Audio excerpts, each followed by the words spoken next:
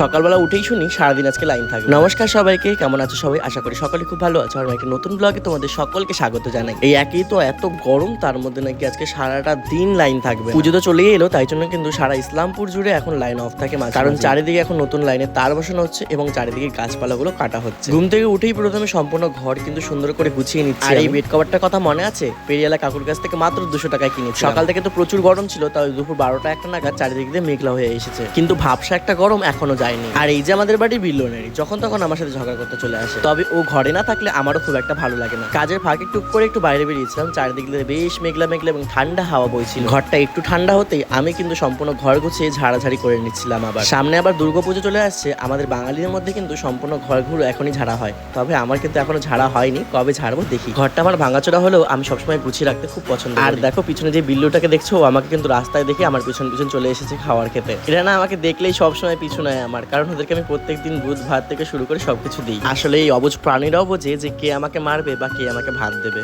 আর online থেকে একটা bell কিনে ওর গলায় কিন্তু পরিয়ে দিয়েছিলাম আমি। আর সবশেষে বৃষ্টিটা কিন্তু আর হলো না, চারিদিকে খালি মেঘলাই থেকে গেল। আজকের মতন এখানে শেষ করছি, বাই বাই।